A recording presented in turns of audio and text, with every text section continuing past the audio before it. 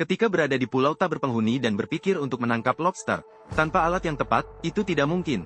Beizi menggunakan sampah yang jianlai dan bambu, membuat sebuah senapan pemancar, kemudian menggunakan botol plastik sebagai periskop, untuk mengamati kondisi dasar laut.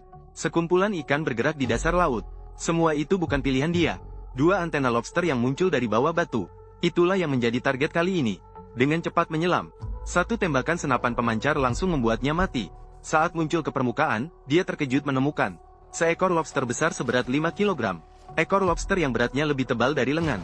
Beizi dengan senang hati membawanya kembali ke tepi pantai untuk dibakar. Setelah menunggu selama setengah jam, pertama-tama, mencicipi otak lobster yang lembut. Karena tidak menambahkan bumbu apapun, ada rasa yang tidak bisa diungkapkan. Justru ekor lobster yang berisi dan kenyal sangat menggugah selera Beizi. Menarik sepotong besar daging lobster dan memasukkannya ke mulut. Rasanya yang enak sangat nikmat. Setelah kenyang, dia merasa memiliki tenaga. Ingin menjelajahi pulau di seberang. Jaraknya tidak terlalu jauh, tapi hiu yang berenang di air adalah masalah. Demi keamanan, dia memilih batang kayu panjang untuk terjun ke laut. Awalnya cukup lancar, tapi baru saja berjalan setengah jalan. Tiba-tiba ada hiu sepanjang 4 meter, yang melintas cepat di samping kakinya. Dia ketakutan sampai kulit kepalanya merinding. Dia segera mempercepat langkah. Belum berjalan jauh, hiu itu sudah datang kembali dengan teman-temannya. Beizi terpaksa berpura-pura tenang. Saat seperti ini, jangan pernah panik dan lari. Jika tidak, hiu akan menganggapmu sebagai mangsa dan mengejarmu dengan ganas. Setelah hiu itu perlahan kehilangan minat dan berbalik pergi, dia membuang kayu yang mengganggu dan berlari dengan semangat ke seberang. Mendapatkan ketakutan seperti ini sulit untuk ditoleransi.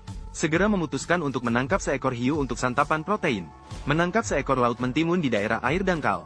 Memotongnya dan melemparkannya ke air untuk menarik hiu mendekat.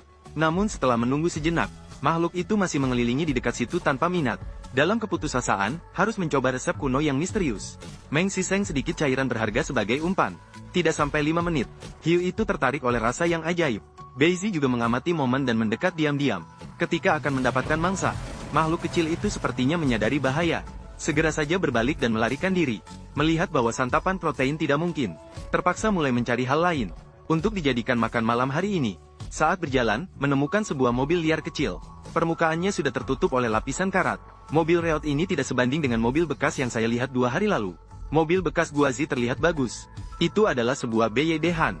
Hanya menghabiskan lebih dari 90.000. Sekarang mobil baru cepat turun harga. Mobil bekas Guazi sangat menguntungkan. Menjelang akhir tahun, Guazi mengadakan program subsidi miliaran. Hanya butuh lebih dari 50.000. Mercedes-Benz, BMW, BYD. Setiap mobil Guazi telah melalui pemeriksaan resmi dan profesional. Bisa mencobanya selama 3 hari. Jika ada mobil lama, bisa juga menggunakan Guazi untuk menjualnya. Mobil bekas, Guazi adalah pilihan yang tepat. Di jalan